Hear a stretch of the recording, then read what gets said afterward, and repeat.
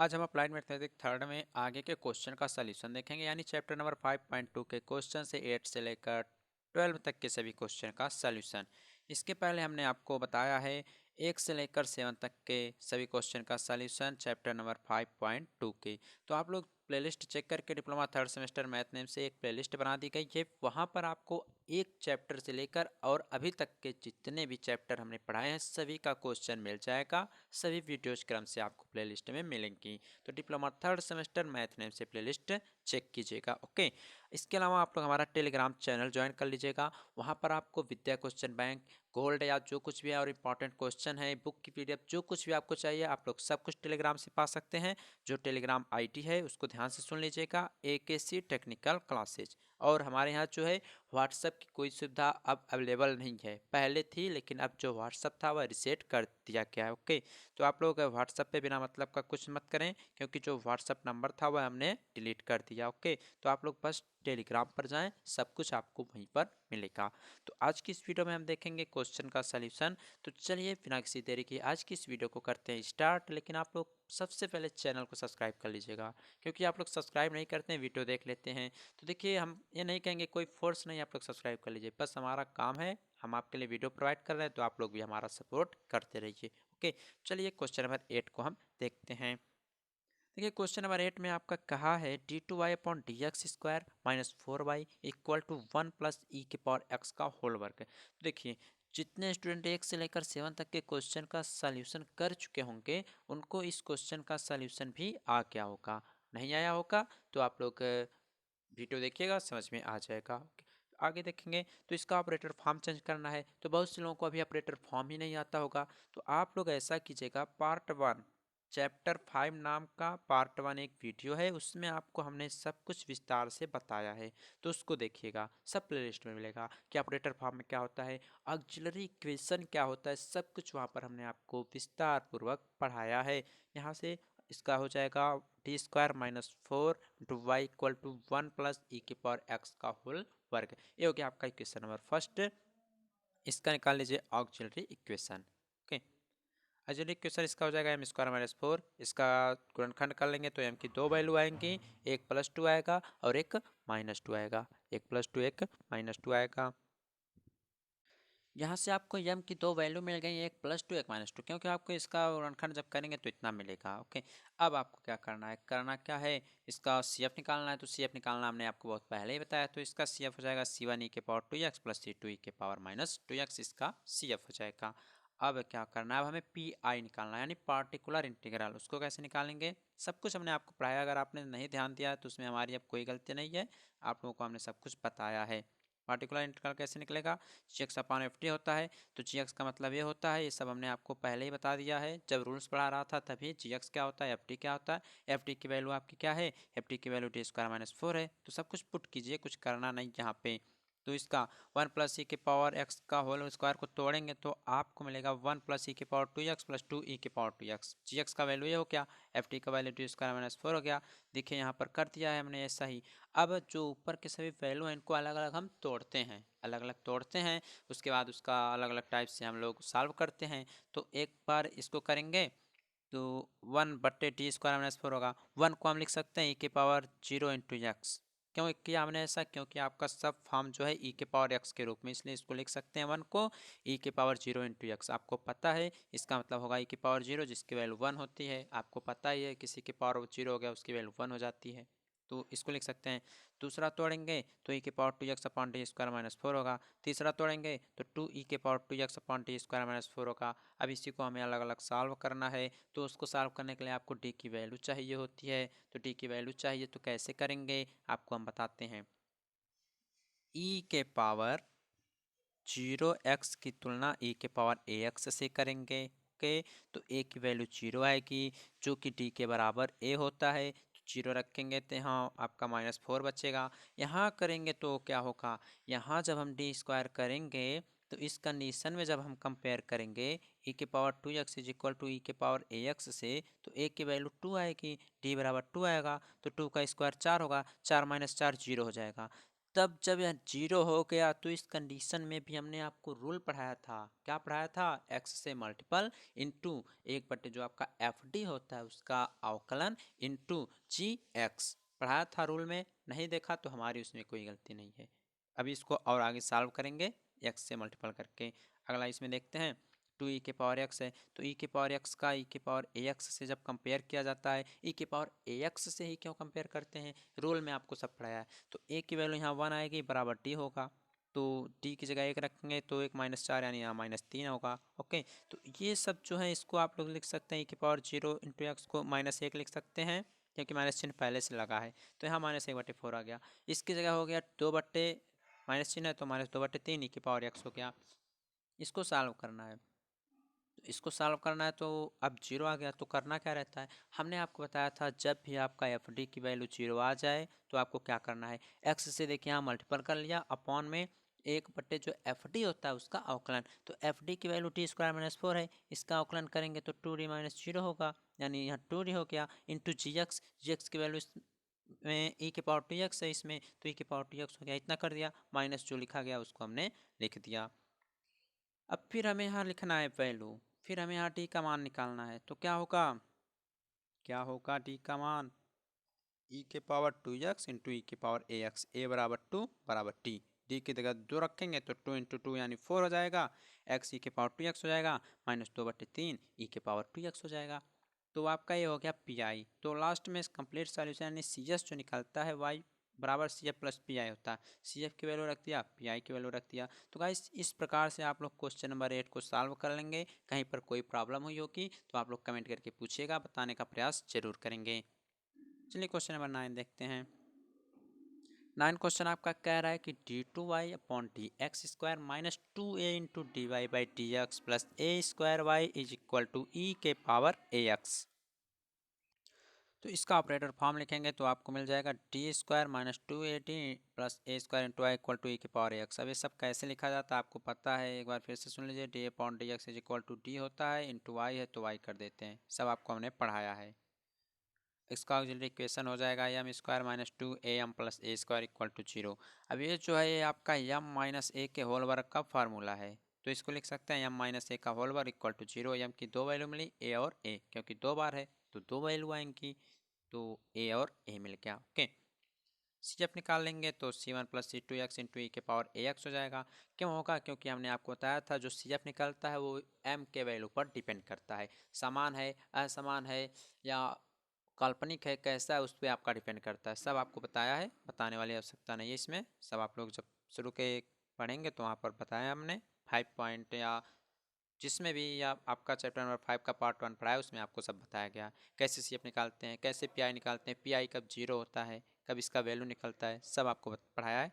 इसका P I निकाल लीजिए, तो P I equal to G x upon F T. तो जी एक्स की वैल्यू यहाँ ई की पावर ए एक्स है और एफ टी की वैल्यू d² - 2ad प्लस ए स्क्वायर है। तो जी एक्स का वैल्यू रख दिया ई के पावर ए एक्स अपॉन एफ टी की वैल्यू d² - 2ad प्लस ए स्क्वायर। आगे सॉल्व करेंगे तो यहाँ से ई के पावर ए एक्स, यहाँ साइड में देख लीजिए, ई के पावर ए एक्स का यहाँ पर भी ई के पावर ए एक्स है, तो इसका हम कुछ अलग टाइप से कंपेयर करेंगे, क्योंकि ई के पावर ए एक्स का जब ई के पावर ए एक्स से ही कंपेयर कर लेंगे तो यहाँ सब कुछ तो जीरो आ जाएगा, 1 आ जाएगा, तो कंपेयर कहाँ से होगा? क्वेश्चन में जो आपका वो क्या बोलते हैं रूल पढ़ाया गया तो उसमें ई के पावर ए एक्स से कंपेयर किया गया था। अब क्वेश्चन में भी ई के पावर ए एक्स ही दे दिया तो हम कुछ अलग से कंपेयर करेंगे, एक्स वाई जेड या कुछ भी मान लीजिए। तो हमने यहाँ कंपेयर कर लिया ई के पावर एफ एक्स से, तो यहाँ बराबर ए रख दिया जो कि डी के बराबर आएगा। और पहले क्या होता था, अगर यहाँ 4x होता तो ए बराबर 4 हो जाता, बराबर डी के बराबर होता, लेकिन यहाँ ए है तो यहाँ एफ से कंपेयर कर रहे हैं तो एफ बराबर ए हो गया, बराबर डी हो गया, बस इतना ही किया है। ओके, तो डी की जगह हम ए रखेंगे तो यहाँ ए स्क्वायर हो जाएगा -2a इंटू डी, डी का मान ए स्क्वायर हो जाएगा प्लस ए स्क्वायर। तो सब करेंगे तो यहाँ क्या हो जाएगा आपका जीरो आ जाएगा। कैसे? डी स्क्वायर यानी ए स्क्वायर -2a इंटू ए प्लस ए स्क्वायर, ये दोनों 2a स्क्वायर होगा, ये -2a स्क्वायर, तो जीरो हो जाएगा। तो जीरो हो जाएगा तो होने दीजिए, आप अपना प्रोसेस अगला लगाइए। तो अगला प्रोसेस क्या है, जो आपका ये दिया है इसमें आपका एक्स से मल्टीपल इंटू जी एक्स अपॉन में एफ डैश टी। तो एक्स किया देखिए यहाँ पर इंटू जी एक्स का मान ई की पावर ए एक्स, एफ डैश टी यानी इसका अवकलन, तो यह हो जाएगा 2a, यहाँ होगा -2a, इसका तो जीरो हो जाएगा। हो गया ना? अब फिर डी की वैल्यू रखिए, तो फिर डी की वैल्यू ए आएगी, फिर आपका डी की वैल्यू जो आएगी वह क्या आएगी, ए आएगी। ए आएगी ना, ए आएगी, हाँ एकदम आएगी। तो क्या होगा, तो एक्स ई के पावर ए एक्स अपॉन डी की वैल्यू ए आई है तो 2a, फिर -2a है तो यह फिर आपका जीरो हो गया। फिर आपका जीरो हो गया तो क्या करना, होने दीजिए जीरो, फिर आप लोग प्रोसेस अप्लाई कीजिए। यहाँ बट्टे में जीरो हो गया तो फिर प्रोसेस अप्लाई कीजिए। तो आप लोग क्या करेंगे, जो यह वाला आया है फिर इसमें एक्स से मल्टीपल इंटू एक्स है ही इंटू जी एक्स जो पहले दिया है अपॉन में इसका अवकलन तो बचे 2 ही बच जाएगा और तो सब जीरो हो जाएगा। तो आपको मिल क्या जाएगा, यहाँ से यहाँ मिल गया एक्स स्क्वायर इंटू ई के पावर एक्स अपॉन 2 मिल गया। अब यही आपका पी आई हो गया, वाई बराबर C F plus P I, C F की वैल्यू यहाँ, पी आई की वैल्यू यहाँ। इस प्रकार से आपका यह क्वेश्चन भी सॉल्व हो जाएगा। अगला क्वेश्चन यानी क्वेश्चन नंबर 10, बहुत ही सिंपल क्वेश्चन है, बस आप लोग थोड़ा ध्यान दीजिएगा। क्वेश्चन नंबर 10 आपका कह रहा है D cube Y upon D X cube minus D two Y upon D x square minus 18y equal to 2 के पावर x इतना दिया है। इसको कैसे सॉल्व करें, आप लोग जानते हैं जो 2 के पावर x है इसे आप लोग लिख सकते हैं e के पावर x लाख 2। क्या लिख सकते हैं, e के पावर x लाख 2 कैसे लिख सकते हैं, आपको हम पहले ही पढ़ा रहे थे, जैसे कि चैप्टर नंबर 4.4 या 4.5 की बात करें या 4.3 में ही सब में हमने पढ़ाया था। अगर एक्सपोनेंशियल फंक्शन में और लॉग में दोनों सेम हैं तो इसको हम लिख सकते हैं e के पावर लॉग 2 के पावर x, यही तो लिखते थे। तो एक्सपोनेंशियल और लॉग जब दोनों मतलब प्रॉपर्टी ऐसे आ जाए, इस कंडीशन में रहे, तो इसका जो लॉग का गुणांक रहता है वही इसका मान होता है, तो 2 के पावर x। तो यहाँ पर हम 2 के पावर x को लिख सकते हैं e के पावर x लाख 2। तो इसकी जगह हमने यहाँ लिख दिया बराबर e के पावर x लाख 2 कर दिया। अब इसका हम ऑपरेटर फॉर्म में चेंज करते हैं इसको, तो इसका ऑपरेटर फॉर्म आपका हो जाएगा d cube minus d square minus 18 into Y equal to e के पावर एक्स लाख 2। और ये क्या है, एफ टी की वैल्यू आपकी यहाँ है T cube minus T square minus 18 two Y, यही तो आपकी एफ टी की वैल्यू है। ओके, अब चलिए इक्वेशन इसका निकालिए। आ गया M square minus M cube minus M square minus 18 equal to 0, equation number first. अब इस इक्वेशन को आप लोग सॉल्व कर लीजिएगा, इस इक्वेशन को आप लोग सॉल्व कर लीजिएगा। एम की वैल्यू निकालना है, किसी प्रकार आपको निकाल लीजिएगा। तो इसमें हमने एम बराबर 3 रख दिया तो देखा वैल्यू 0 हो जा रही है। 1 2 3 कुछ भी रखते हैं आप लोग ना, जब 4 घातांकी 3 घातांकी 5 घातांकी रहता है तो आपको वैल्यू निकालना रहता है। तो आप लोग 2 3 4 5 -1 -2 कुछ भी रखते हैं तो 0 हो जाता है, तो वह उसका एक मूल हो जाता है, सब आपने पढ़ा है गुणनखंड में। तो यहाँ 3 रखा तो देखा हमने 0 हो गया, तो 0 हो गया। तो अन्य जो हमारे बच्चे हैं वो बच्चे हैं M square plus 2 M plus 6 equal to 0। अब ये सब कैसे हो गया, ये सब हमने आपको बताया है, बहुत पहले क्वेश्चंस में भी मिले हैं। इसको हमने छोटे छोटे अलग अलग खंडों में बांट कर भी पढ़ाया है, कैसे कैसे अगर 4 है तो कैसे तोड़कर उसको 2 भाग में करेंगे। तो आप लोग क्वेश्चंस देखा करें, इसी चैप्टर में हमने शायद पढ़ाया भी है। ओके, तो उसका गुणनखंड करना है, एम की वैल्यू आपको निकालना है। क्यों निकालना है, क्योंकि आपको सी एफ चाहिए। क्या चाहिए, सी एफ चाहिए। तो एम की एक वैल्यू 3 आ गई, दूसरा वाला आया है आपका जो समीकरण वो मिला है M square plus 2 M plus 6। तो इसका हो पाएगा नहीं गुणनखंड, तो इसका हम निकाल लेंगे श्रीधराचार्य रूल से। बताया श्रीधराचार्य रूल क्या होता है, माइनस बी होता है plus minus under root B square minus 4ac बटे 2 ये होता है। तो जो यह इक्वेशन दिया है इसकी तुलना करते हैं हम लोग, a x square plus b x plus c compare करते हैं, इसका सब आपको पढ़ाया गया है। ओके, तो सब वैल्यू पुट करते हुए आए हैं। तो यहाँ पर -20 मिला है तो -20 को हम लिख सकते हैं आई स्क्वायर इंटू 20 लिख सकते हैं, क्योंकि आई स्क्वायर की जो वैल्यू होती है वो -1 होती है। तो इसको कंपेयर करते हुए आए हैं, तो यहाँ देखिए मिल गया, तो यहाँ से 2 कॉमन कर लिए हैं, उसके बाद बट्टे में 2 भी था, कट गया है सब। उसके बाद आपका आगे यहाँ जो बच्चा है -1 plus minus under root 5 into i बचा है, इतना बच गया है। तो इसका सी एफ निकाल लीजिए। तो सी एफ आपका आ जाएगा ई के power -x c1 cos under root 5x plus c2 sine under root 5x plus c3 E के पावर 3x आ गया, क्योंकि आपका एक एम का वैल्यू जो आया था वह 3 आया था ना। अब ये सब कैसे आ गया, जो लोग सी एफ पढ़े होंगे निकालना, एम के वैल्यू पर डिपेंड करता है, वो लोग जानते होंगे। इसलिए हम आपसे कहते हैं पहले रूल्स पढ़ा करें। कोई भी वीडियो अगर हम अपलोड करते हैं तो उसमें ये ज़रूर बताया गया होता है कि आप लोग कॉन्सेप्ट पहले पढ़ा करें।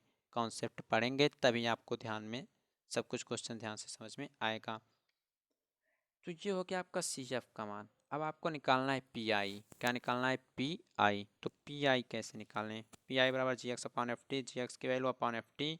तो जी एक्स बराबर ई की power x log 2 upon F T, यानी टी को माइनस टी स्क्वायर माइनस 18। तो इसका कंपेयर करेंगे ई की पावर एक्स log 2 का ई की पावर ए एक्स से, तो ए बराबर log 2 आएगा, वही ए की वैल्यू टी के बराबर आएगी। तो टी की जगह आप लोग रखेंगे log 2।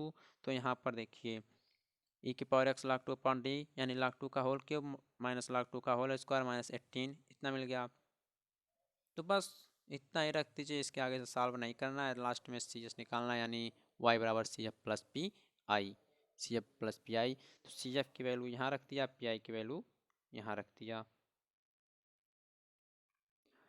तो इस प्रकार से यह क्वेश्चन भी आपका सॉल्व हो गया। चलिए देखते हैं हम आगे का क्वेश्चन।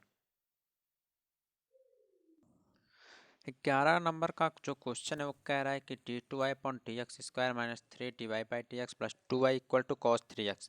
तो अभी तक आपने क्या देखा? अभी तक 10 तक के जितने भी क्वेश्चन सॉल्व किया वहाँ पर आपको ई के पावर एक्स के रूप में सभी क्वेश्चन मिल रहे थे, यानी ई के पावर ए एक्स के रूप में। लेकिन यहाँ आपको क्या दिख रहा है? यहाँ आपको कॉस के रूप में क्वेश्चन दिखा गया। तो कॉस के रूप में दिख गया तो आप लोग कहेंगे तो क्या मतलब, उसी तरह सॉल्व करेंगे, कर देंगे तो आपका आंसर भी गलत आ जाएगा। ओके, इस कंडीशन के लिए हमने आपको जो इस ऐसा स्थिति जब आता है तो हमने आपको अलग रूल पढ़ाया था। तो वो जो रूल था उसमें हमने आपको ये बताया था कि जो आपका एफ टी होता है उसको हम लोग लिखने लगते हैं एफ टी स्क्वायर, यानी यही जो वैल्यू रहती है इसको हम लोग एफ डी स्क्वायर कहने लगते हैं। क्या कहने लगते हैं? एफ डी स्क्वायर कहने लगते हैं। आपको हमने रूल्स में पढ़ाया था। तो यह आपका एफ डी स्क्वायर होने लगता है। और जो आपका यहाँ अभी तक हम कंपेयर करते थे डी बराबर जो वैल्यू आता था, तो इसमें डी स्क्वायर बराबर आने लगेगा माइनस ए स्क्वायर। और ये जो माइनस चिन्ह रहेगा ये आपका पहले से ही लगा रहेगा। ओके, तो जो सब उस रोल है वो सब आप लोग देख लीजिएगा, समझ में आ जाएगा। अब इसका जनरल इक्वेशन निकालेंगे, यानी M square minus three M plus two, इसको सॉल्व करेंगे गुणनखंड करके। तो इसका दो मान आएगा, एक और दो आएगा। तो इसका सी एफ निकालेंगे। तो सी एफ कैसे निकालते हैं आपको पता है। तो सी एफ निकाल लेंगे तो सी वन ई की power x plus c two e की पावर टू एक्स हो जाएगा।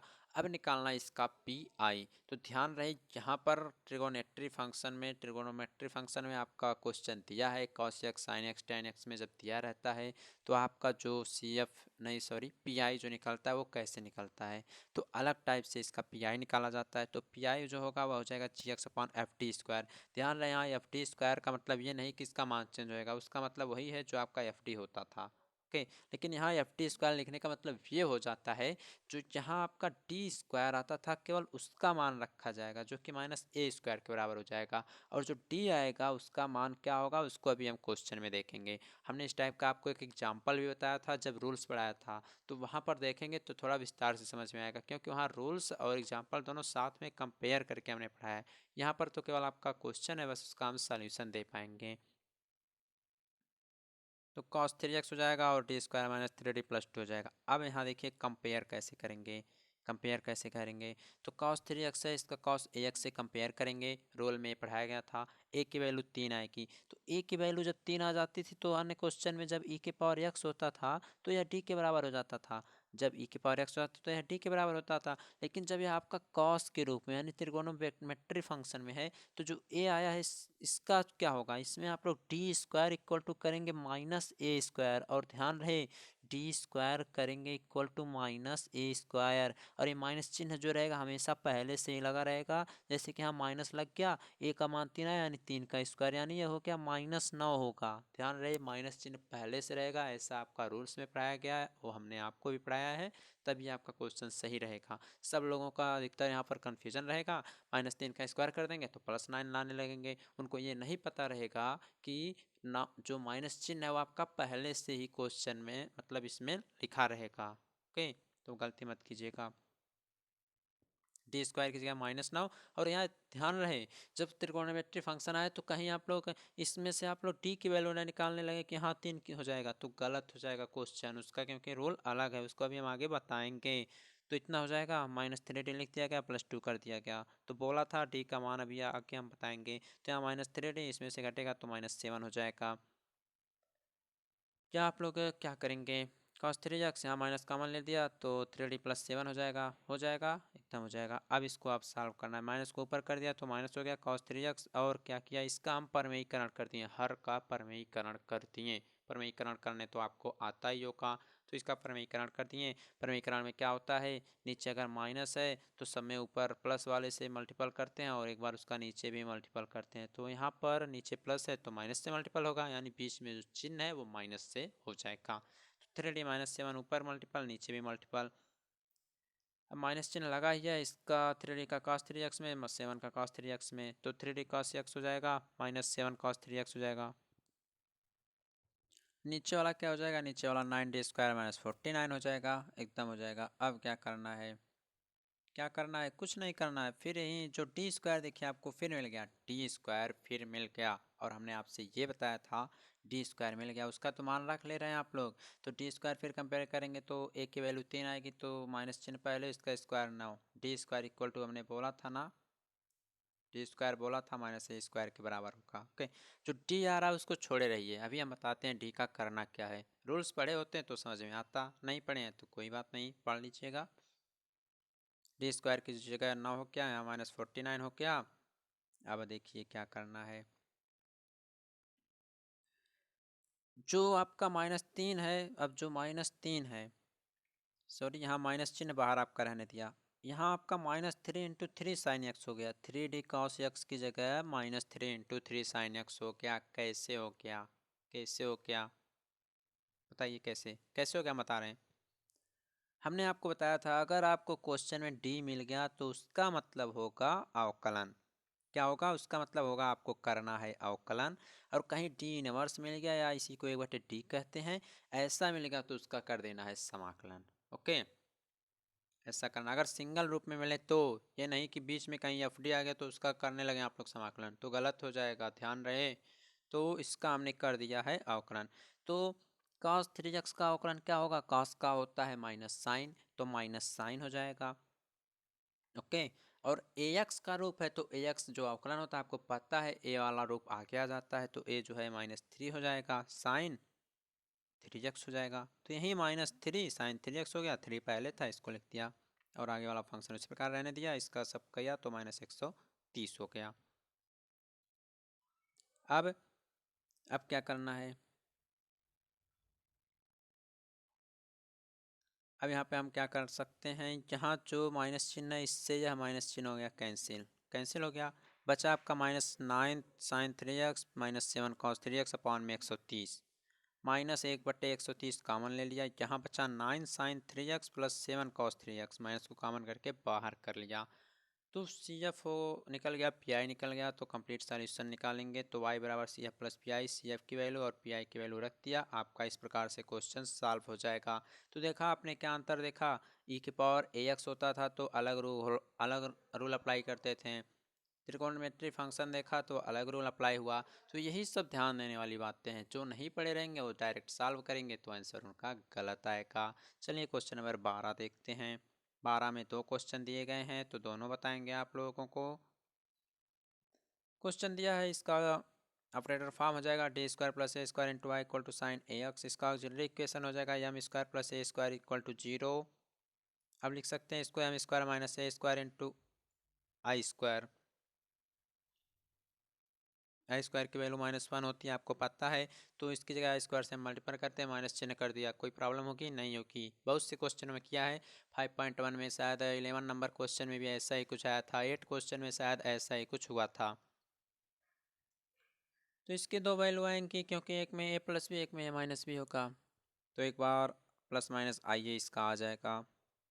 CF निकालेंगे तो यह आपका समित संख्या के रूप का है, तो उस कंडीशन में CF क्या होता है m के वैल्यू पर डिपेंड करेगा, तो उसमें होता है e के power alpha x C1 cos beta x होता है प्लस साइन बीटा एक्स होता है, ऐसे होता है, आप लोग देख लीजिएगा।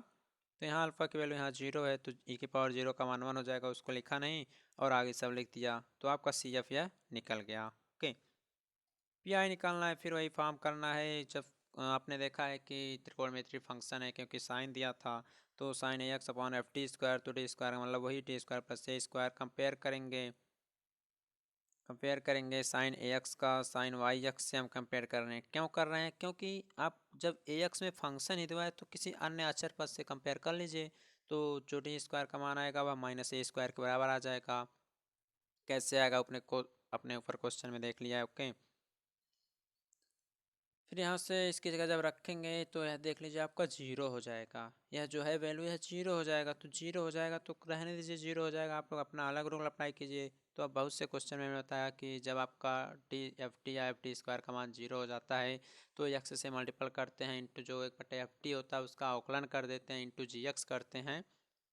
तो एक्स से मल्टीपल इंटू जी एक्स अपान में एफ टी, ए का जीरो हो जाएगा अवकलन, टी स्क्वायर का टू डी हो जाएगा। फिर कंपेयर करेंगे, क्या करेंगे? फिर कंपेयर करेंगे। अब क्या होने वाला है देखते हैं। अब इसमें कंपेयर आपका नहीं होने वाला है। क्यों नहीं होने वाला है? क्योंकि हमने आपको इस त्रिकोणमितीय फंक्शन में आपको रूल बताया था, cos x sin x कुछ भी आता है तो आपका यह देखिए एक बटे टी के रूप का आ गया। अभी अभी आपको हमने ऊपर बता दिया, अभी अभी आपको हमने ऊपर बताया है। तो साइन ए एक्स का जो समाकलन होगा, क्योंकि एक बटे टी का मतलब इंटीग्रेशन बताया था ना, तो जो इसका इंटीग्रेशन होगा वो क्या हो जाएगा? साइन एक्स का cos एक्स अपान ए हो जाएगा, माइनस cos एक्स अपान ए हो जाएगा। यही तो होता है इसका समाकलन। एक बटे डी आया है नीचे, ध्यान रहे। तो माइनस एक बटे टू ए कर दिया, एक्स था और cos एक्स कर दिया, कर लीजिएगा। एक्स को बाहर कर लिया, टू है, टू कर लिया है। cos साइन एक्स का माइनस cos एक्स है तो माइनस cos हो गया, ए एक्स हो गया, और अपान में ए है तो यहाँ टू ए हो गया। तो पी आई आपका इतना निकल गया, माइनस एक्स बटे two a cos a x, y बराबर C F plus P I, C F ए हो गया, पी आई ए हो गया। तो इस प्रकार से भी आप लोग क्वेश्चन सॉल्व कर लीजिएगा। आगे का क्वेश्चन देखते हैं। सेकंड क्वेश्चन भी कुछ उसी प्रकार से है। यहाँ देखिए माइनस चिन्ह नहीं है, ये ए स्क्वायर वाई है।